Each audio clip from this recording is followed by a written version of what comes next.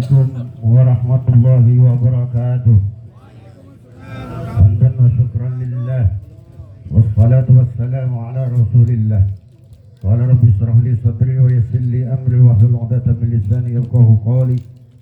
Qala la 'ilma lana illa ma 'allamtana innaka antal alimul hakim wa tub 'alaina innaka antat tawwabur rahim. Qala rabbi israh li sadri wa yassir li amri wahlul 'uqdatam min lisani yafqahu qawli. Hadratul mukarramin, segenap para alim, para ulama yang kami muliakan, Kiai Haji Muslim Alim, segenap pimpinan dan jamaah majelis Hafizul Quran al-Mubarakah. Puji syukur kehadirat Allah Subhanahu wa taala pada malam hari ini kita masih diberi nikmat sehat dan sempat sehingga dapat melaksanakan kegiatan rutin kita di majelis ini. Tentunya mudah-mudahan menjadi nilai ibadah di sisi Allah Subhanahu wa taala. Amin ya rabbal alamin. Dan alhamdulillah pada malam hari ini insya Allah kita terakhir di pembahasan tafsir surah Yasin. 3 ayat lagi, 81, 82 dan 83. Tafsir surah Yasin ini dikarang oleh Asy-Syaikh Al-Allamah Hamamizadah Affandi. Beliau itu adalah hidup pada abad ke-12 Hijriah, yaitu hidup pada masa dinasti Utsmaniyah. Yang dikarang oleh beliau ini ratusan kitab, karena beliau telah mewakafkan terhadap dirinya sampai meninggal berjuang di jalan Allah itu mengarang kitab-kitab. Tentu hatamnya kitab ini pada malam hari ini harus kita syukuri, dan insya Allah kalau kita ikhlas belajar dari awal sampai akhir di kitab yang dikarang beliau ini, insya Allah kita akan diakui sebagai muridnya. Ketika diakui sebagai muridnya, maka nanti kita akan berada di rombongannya ketika di padang mahsyar. Amin Allahumma amin. Dan mudah-mudahan dapat memberi manfaat kepada kita semua. Nanti di akhir pembahasan ini kita minta sesepuh kita untuk membaca doa untuk menambah barokah dari Syekh Hamamizadah yang telah mengarang kitab ini yang telah kita bahas ini. Nah, untuk pertemuan-pertemuan selanjutnya nanti silakan jemaah request saja, nanti mau bahas kitab apa setelah ini, apa tetap mau kitab tafsir, apa nanti ke hadis, ke tasawuf, silakan. Jadi silakan saja, itu nanti di request untuk minggu yang akan datang dan selanjutnya kita kitab apa yang dimau. Ya kalau memang tak ada, nanti saya sendiri akan menentukannya. Awalaysa alladhi khalaqas samawati wal arda biqadirin ala an yakhluqa mithlahum bala wa huwal khallaqul alim. Innama amruhu idza arada syai'an ay yaqula lahu kun fayakun. Wa subhanalladzi bi yadihi malakutu kulli syai'in wa ilaihi turja'un.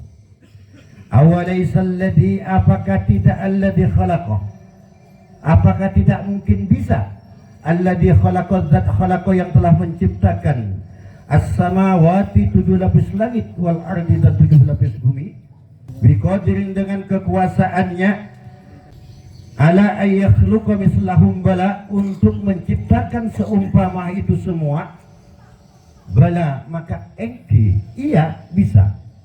Jadi bala itu dalam bahasa Arab itu artinya engki, iya. Kalau na'am juga iya. Apa bedanya na'am dengan bala? Kalau na'am itu jawaban ketika pertanyaan itu sudah. Kalau bala ketika pertanyaan itu belum dan memang belum. Contoh begini, biar tak bingung.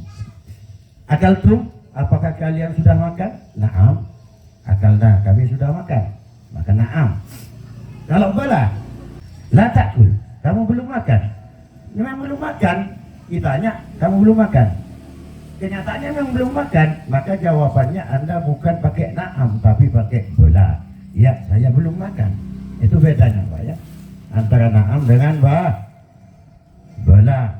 Wa huwal khallaqul alim, dan sesungguhnya Allah itu adalah zat yang maha mencipta dan maha mengetahui. Kalau ayatkum yuqaddaru bil ya'i alal fi'li ay qala bala wa huwa qadirun ala dzalika wa yakhluqu kama khalaqa. Jadi ini proses bacaan, yaitu yang dimaksud di sini bala di sini yaitu Allah itu memang betul qadirun ala dzalika, berkuasa atas segalanya, atas hal itu. Jadi apapun Allah ini kuasa. Wa yakhluqu kama khalaqa, dan dia bisa menciptakan kama terhadap apa-apa khalaqa yang telah diciptakan oleh Allah Subhanahu wa taala. Hari ini menciptakan kita dimatikan oleh Allah, kemudian nanti dimunculkan kembali. Itu disebut dengan yakhluqu kama khalaq, yaitu Allah menciptakan kembali apa yang telah diciptakan oleh Allah Subhanahu wa taala. Al-Alim, yaitu Allah yang Maha mengetahui bijami'i ma khalaqa, terhadap apa-apa yang telah Allah ciptakan.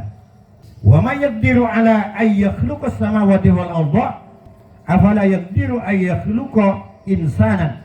Ketika Allah itu mampu untuk menciptakan 7 lapis langit dan 7 lapis bumi, masa sih Allah itu tidak mampu menciptakan manusia? Itu pertanyaan dari Allah, istifham. Kalau dalam istilah kitab disebut dengan istifham ingkar. Kalau di dalam istilah tafsir itu seperti itu. Contohnya seperti ini. Hal yastawil ladina ya'lamuna wal ladina ya'lamun. Apakah kalian anggap sama orang yang pandai dengan yang tidak itu? Itu pertanyaan dari Allah. Sesungguhnya pertanyaan itu istifham ingkar, kata ulama tafsir. Pertanyaan tapi Allah sendiri mengingkari, la yastawiyan. Tidak akan pernah sama. Orang yang tahu dengan yang tidak itu tidak akan pernah bisa disamakan. Nah, sama ini kalimatnya juga seperti itu.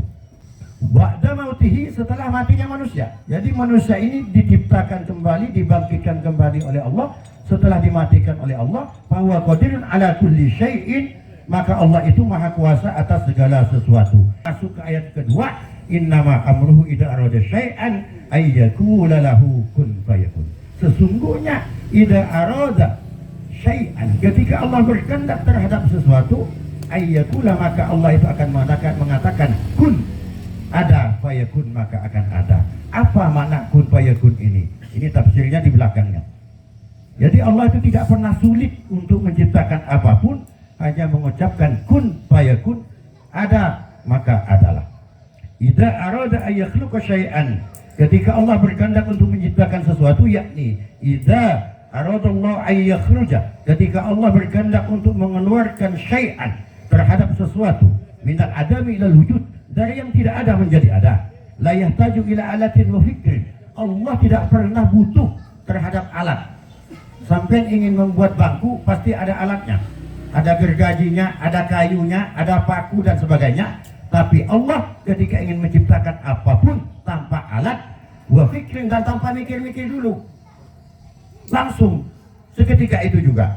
Wa mu'awanatin, dan Allah tidak perlu pertolongan, tidak perlu bantuan orang lain, hanya dan Allah sendiri yang melakukan.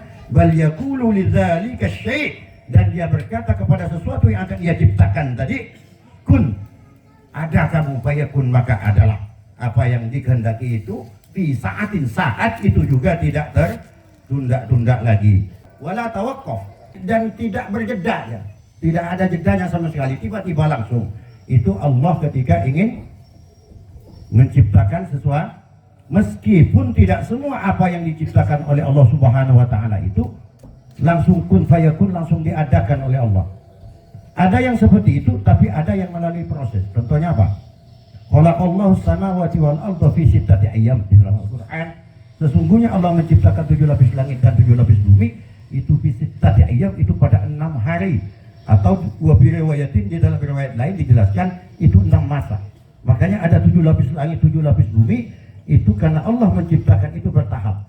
Kenapa bertahap? Itu atas kehendak Allah Subhanahu wa taala. Maksudnya apa? Maksudnya kata ulama tafsir dalam Al-Qur'an, di antara faedahnya kenapa Allah tidak langsung tiba-tiba langsung saja menciptakan 7 lapis langit dan 7 lapis bumi ini seketika itu juga, ini ingin mendidik kepada manusia bahwa semua itu perlu proses, perlu ikhtiar, tidak ujuk-ujuk bim salabim, tidak ada kehidupan di dunia ini yang bim salabim, itu perlu proses. Itu mendidik kepada umat manusia. Meskipun Allah ketika ingin menciptakan itu pasti dilakukan, cuman ketika dikaitkan kepada ilmu tauhid, ketika Allah memproses penciptaan sesuatu itu pasti dasarnya adalah likulli mumkinin aw tarkuhu. Jadi kaitannya, koordinatnya adalah dalam ilmu tauhid likulli mumkinin aw tarku. Allah itu akan melaksanakan sesuatu yang mungkin dan Allah itu akan meninggalkan sesuatu yang tidak mungkin. Kenapa? Karena dulu saya waktu di pondok, karena saya tiap minggu itu ada 2 malam, itu ada basul masail antara santri, muncul pertanyaan yang aneh, Pak. Pertanyaannya begini, Allah itu kan maha kuasa, qadirun. Betul, Allah itu maha kuasa. Artinya Allah melakukan apapun bisa, itu Allah. Nah, coba kalau gini, kalau Allah maha kuasa, bisa ada Allah itu membuat batu yang besar? Itu tentu bisa. Allah maha kuasa. Tapi yang kira-kira Allah tidak bisa angkat terhadap batu yang besar itu. Membuat batu yang besar Allah maha kuasa pasti bisa. Yang jadi persoalan Allah itu tak bisa ngangkat, tapi tak kuasa. Itu kenapa bisa berarti? Pertanyaan seperti itu dijawab iya. Murtad atau jawab tidak juga Pertanyaan ketika jawabannya bukan iya dan bukan tidak, itu berarti pertanyaan berulur, Pak. Allah kembali buat seraja mampu tidak? Mampu. Tapi si kira-kira tak bisa ngangkat. Itu benar. Ini tauhid. Jadi kaitan dengan ini, kuliah jelas lagi malah kita berdoa. Itu pernah terjadi pertanyaan seperti itu. Ternyata jawabannya apa, Pak? Jawabannya sebenarnya tidak sulit-sulit amat ketika kita memahami tauhid. Di dalam tauhid itu Allah itu maha qadir. Allah itu berkuasa, berkehendak apapun. Qadirun muridun. Allah itu berkuasa dan berkehendak. Apapun ini kan bisa terjadi. Tetapi jangan lupa bahwa Allah itu tetap pada sifat gunung Allah Subhanahu wa taala. Apa? Likulli mungkinin aw tarku. Allah akan melaksanakan mungkin. Jadi ta'alluqnya ke sifat mubah Allah Subhanahu wa taala di dalam aqaid zakat, di dalam aqaid 50, likulli mungkinin aw tarku. Allah akan melaksanakan yang mungkin dan Allah akan meninggalkan yang tidak mungkin. Karena itu sesuatu yang tidak mungkin tidak akan pernah dilakukan oleh Allah. Itu jawabannya. Bukan dijawab iya atau bukan dijawab iya atau tidak. Jadi hukum ini ketika dia itu masih pakai iya, pakai tidak, itu kan gampang, itu hukum gampang kan? Masih hukum mudah itu kalau kayak gitu. Fal muradu min labdikun bimakna ibda, yaitu penciptanya. Jadi yang disebut kun di sini ini, maka kita bukan fokusnya kepada Allah yang mengatakan kunja, tetapi yang dimaksud dari tafsir ini adalah fokuslah kamu terhadap penciptaan Allah yang begitu cepat ketika menciptakan sesuatu itu. Bahkan kita itu tidak sempat berpikir, tidak sempat kita berkata. Itu benda itu sudah ada ketika dikehendaki oleh Allah Subhanahu wa taala. Wa dzukira fi tafsir Taisir, dan dijelaskan di dalam kitab tafsir Taisir, laisal muradu minhu kalimatun kaman bal suratun. Jadi kita mengucapkan kalimat saja sudah tidak sempat. Ini saking cepatnya apa yang diciptakan oleh Allah Subhanahu wa ta'ala. Kalimatun kun adatullahi ta'ala hatta yasma'al malaikati. Kenapa Allah itu masih melafadzkan lafaz kun ketika menciptakan sesuatu? Kenapa Allah tidak diam saja? Ciptakan saja tak perlu diucapkan kun wa yakun. Apa maksudnya itu? Maksudnya kata ulama, kenapa Allah masih mengucapkan kun wa yakun? Biar apa yang diciptakan oleh Allah itu didengar oleh para malaikat, wa ya'lamuna, dan para malaikat itu tahu, oh Allah akan menciptakan ini lagi, Allah akan menciptakan ini lagi. Sebenarnya tanpa lafaz kun fayakun, Allah bisa saja menciptakan apapun itu. Itu Allah itu. Annallahu ta'ala yuridu ay yakhluqa syai'an. Jadi ketika Allah berkehendak menciptakan sesuatu, lafaz kun pasti diucapkan, meskipun tanpa itu pun Allah bisa melakukan. Tujuannya adalah agar didengar oleh malaikat dan agar para malaikat Allah itu tak tahu. Fasubhanalladzi, yang terakhir, ayat terakhir. Fasubhanalladzi biyadihi malakutu kulli syai'in wa ilaihi turja'un. Maha suci Allah, alladzi biyadihi, dengan kekuasaannya, malakutu kulli syai', yang menguasai segala sesuatu. Ayat palabtu subhana, yang disebut subhanan ini di dalam Al-Qur'an itu Allah jarang mengucapkan kalimat Al-Qur'an itu pakai lafaz subhana. Ketika Allah mengucapkan lafaz subhana, maka isinya pasti dua. Tanpa ada isi dua maksud ini, Allah tidak akan pernah mengucapkan lafaz subhana di dalam Al-Quran itu. Maka salah satunya juga surat Al-Isra, subhanalladzi asra bi'abdihi. Karena ini kejadian sungguh sangat luar biasa. Jadi di sini kata ulama, kenapa lafaz subhana? Yang pertama amma kalimatun litanzih.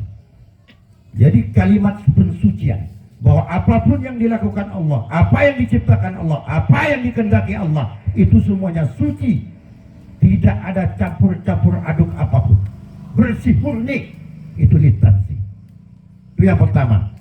Jadi kalau ada kandungan sesuatu yang diciptakan Allah, yang dimaksud Allah, maka kalimatnya pasti diawali di dalam Al-Quran itu dengan lafaz subhana. Yang kedua, wa amma kalimatut ta'ajjub, yaitu kalimat ta'ajjub, keton, kagum.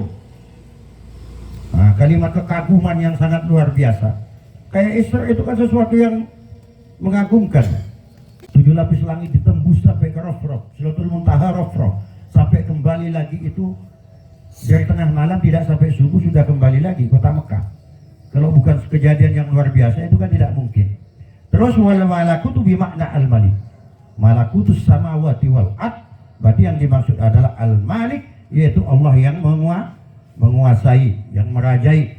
Kama annar rahamut bi makna ar-rahmah. Jadi ar-rahmah, penyayangnya Allah itu asal katanya adalah ar-rahamut. Itu di dalam kitab seperti itu. Di mana ar-rahmah bi makna kasih sayang. Fa maknahu annal malakuta was sultanata lahu la li ghairihi. Jadi malakut itu makna kekuasaan, raja, penguasa. Jadi makanya disebut malik, sultan. Itu sultan itu penguasa. Kalau kita sekarang presiden, kalau dulu raja. Kalau di zaman kekhalifahan dulu itu namanya disebut kerajaan itu ada sultan. Makanya malik itu bisa dimiliki, kalimat itu tuh bisa untuk Allah Subhanahu wa taala bisa digunakan oleh makhluk. Kalimat itu tuh. Malik itu bahasa Arab, itu namanya penguasa. Nah, yaumul qiyamah kulluhum yurja'una ila Allah. Dan pada hari kiamat nanti itu akan kembalikan semua kita ini kepada Allah Subhanahu wa ta'ala. Wa ilaihim turja'un. Dan kepada Allah nanti kita akan dikembalikan oleh Allah Subhanahu wa ta'ala. Kembali lagi kita kepada Allah. Di mana kembalinya? Bi'amalihim, dengan amal-amal masing-masing. Tujzauna in kana khairan fa khairan, yang akan dibalas oleh Allah Subhanahu wa ta'ala. In kana khairan, apabila amal ibadah di dunianya baik, fa khairun, maka akan dibalas baik oleh Allah. Wa in syarran fa syarrun, maka ketika amal kita di dunia itu amal jelek, akan dibalas jelek pula oleh Allah Subhanahu wa ta'ala. Hada wa'dun lis-shalihin, ini adalah janji kepada orang-orang yang soleh. Wa wa'idun lil kafirina wal asina, wa wa'idun lil zalimina wal asina, dan menjadi ancaman bagi orang-orang yang zalim dan orang-orang yang ahli maksiat kepada Allah Subhanahu wa ta'ala. Ini tafsir Yasin. Jadi kita selesai tafsir Yasinnya ini. Jadi banyak lah tafsir ini, ratusan tafsir. Cuma ini hanya membahas khusus tafsir Yasin. Kenapa Imam Hamizadah ini spesifik membahas tentang tafsir Yasin? Karena tafsir Yasin ini adalah qalbul Quran, hatinya Al-Quran. Apapun kejadian di dunia ini, orang meninggal bacakan Yasin, orang kawinan bacakan Yasin, semuanya pakai Yasin, itu menambah keberkahan. Maka disunnahkan sesuai sabda Rasulullah SAW, Iqra'u ala mautakum surat Yasin, bacalah oleh kalian terhadap mautakum, orang-orang yang mati di antara kalian itu, dengan membaca Yasin. Dibacakan Yasin. Jadi kita itu anak foto, keluarganya, kalau kita yang takziah itu bagus, kita baca Yasin di dekatnya itu.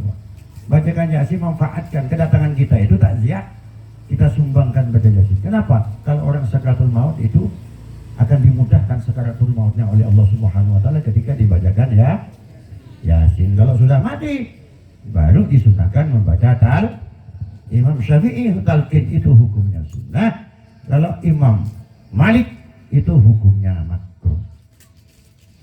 Imam Nawawi di dalam kitabnya itu yustahab hukumnya.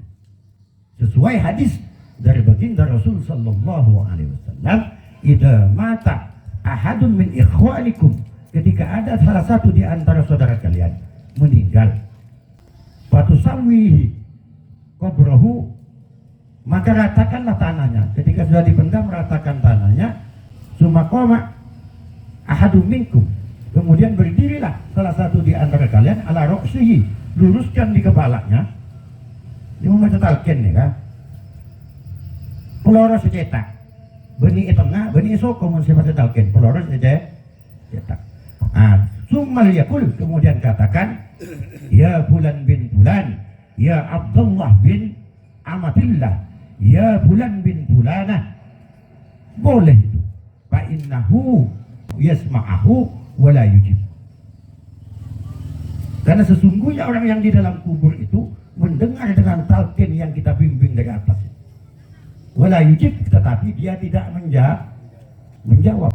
Karena Allah tidak menghendaki orang yang di dalam kubur itu untuk menjawab orang yang di atas bumi. Kenapa? Kalau menjawab, buru kapi sampai tak kena talqin.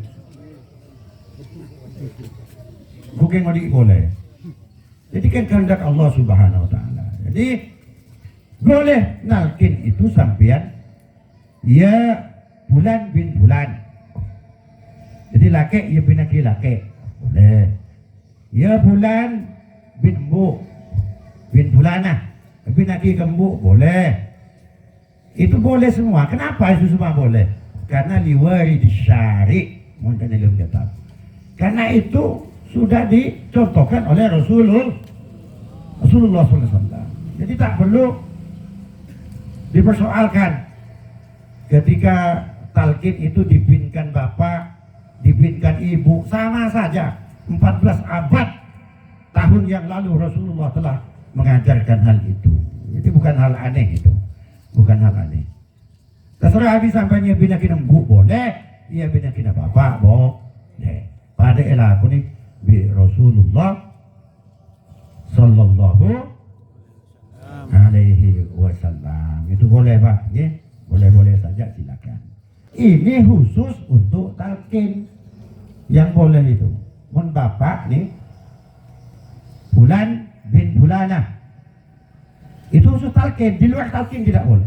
Karena hadis ini khusus untuk talqin saja. Keterangannya di dalam kitab I'anatul Talibin juz 3 beda. Minhajul Abidin beda. Di dalam kitab Fathul Bari beda.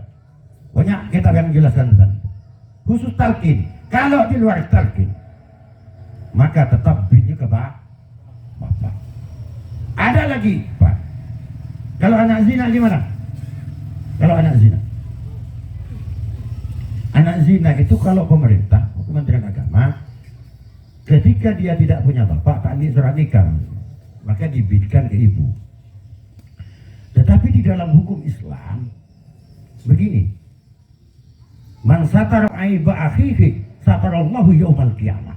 Barang siapa yang menutup aib saudaranya yang sesama muslim, maka Allah akan menutup aibnya nanti di hadapan Allah Subhanahu.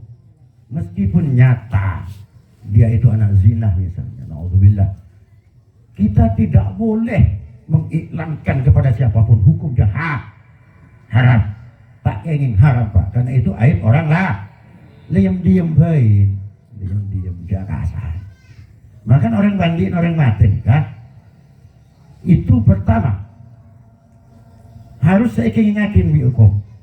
Yang kedua, orang yang bisa menahan mulut. Karena takut ada aib di dalam tubuhnya ketika dia memandikan kedela, supaya tidak tak goreng. Haram hukum, tak gini. Orang mati mayit ini kan, itu pahalanya luar biasa dari Allah Subhanahu wa taala. Kenapa? Karena kan raja, karena di sana itu ada tanggung jawab besar, yaitu dia harus menjaga aib. Tapi ketika dibinkan ke bapaknya, gimana hukumnya? Ya boleh, tak kenapa. Kok bisa? Jika bigule nak bagi kitab, bigule beri nasi biasa ni sampai nasi 10, nasi biasa, paling tidak menurut Ramadan. Al-Khalifatul Rabi' Sayyidina Ali bin Abi Thalib karramallahu wajhah. Abu Thalib ini saya. Paman Rasulullah sampai mati Islam apa tidak? Mati kah? Lah ini sebut kaya. Sayyidina Ali bin Abi Thalib. Padahal saya masuk Islam nih kah? Sayyidina Ali, Sayyidina Abi Thalib. Lah ini bin Akid. Nah, ini maksudnya, boleh kayak majelis kejemaah karena punya kewajiban kita. Boleh jelas sebab nikah, bulan boleh kita atau nikah. Tidak ada maksud apa-apa, karena ingin memperjelas saja kepada kita. Cuma yang terpenting begini, di dalam istinbat hukum di dalam agama ini, Pak, kita ini telah dituntun. Al-muhafadzatu 'alal khutimis shalih wal akhdhu bil jadil. Ketika ada amalan amaliyah dalam agama yang sudah benar, tidak salah, itu tidak boleh lagi kita untuk merubah-rubah lagi. Kenapa tak boleh dirubah-rubah lagi? Agar tidak menimbulkan fitnah. Karena fitnah itu harus dihindari di dalam agama. Tetapi kecuali ada metode-metode yang lebih baik, yang dianggap lebih baik dari sebelumnya, itu boleh dipakai.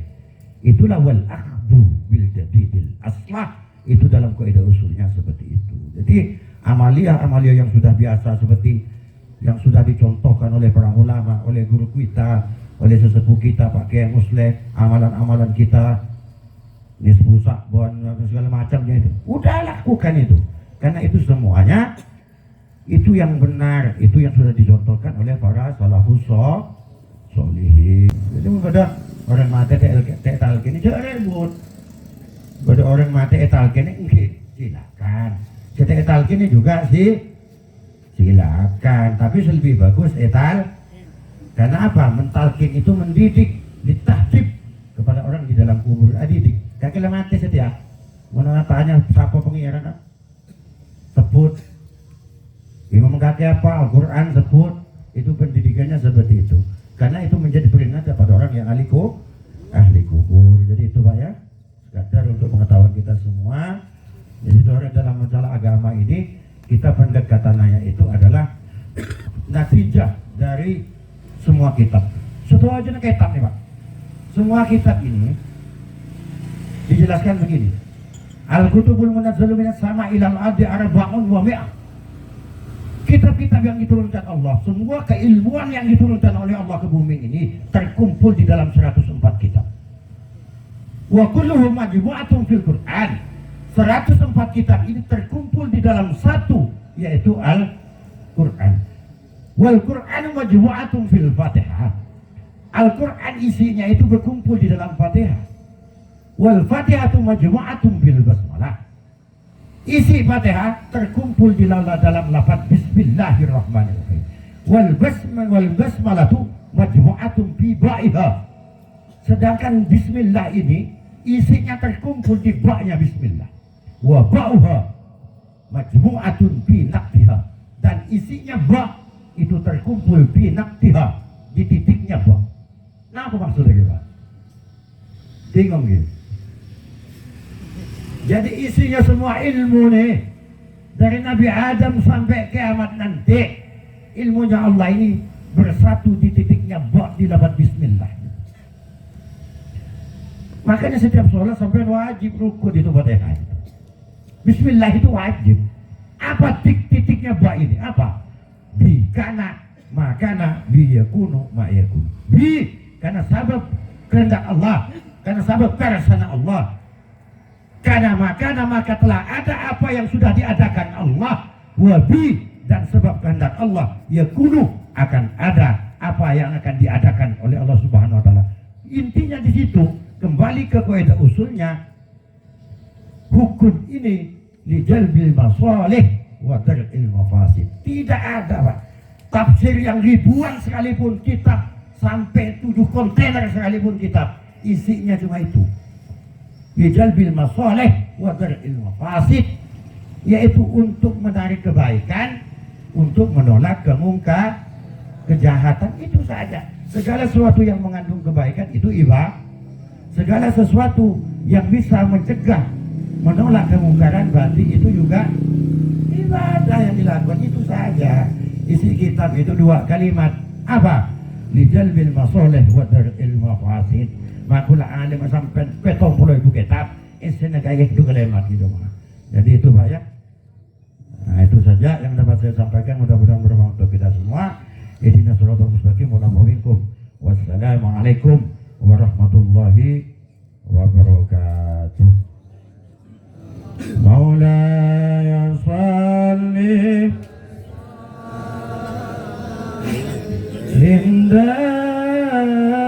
daiman abada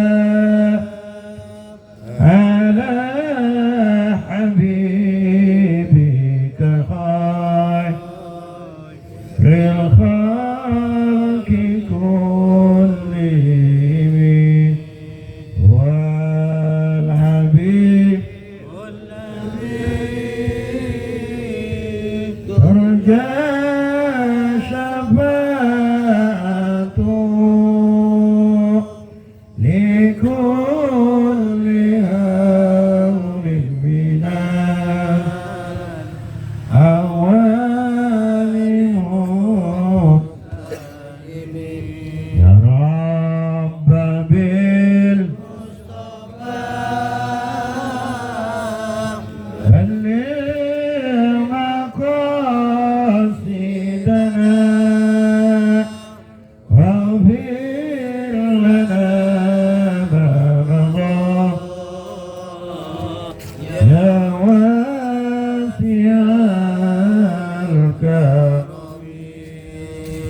jama'al mubarakah mabanya ibadah kita satajabkan natiyah Daka Allah balia Maulaya salli wa sallim daiman abada ala habibika khairil khalqi kullihim umat Islam satajana jatuh pada katusana ingat siksa nurakana akhirat kenangana Maulaya salli wa sallim daiman ala habibika khairil khalqi kullihim innana ilumna rantai poidana tabuamu dari saksana balasan rangsela kotusa ya Rahmanil Mustafa balil maqasidana waghfir lana ma madaa ya wasi'al karamin.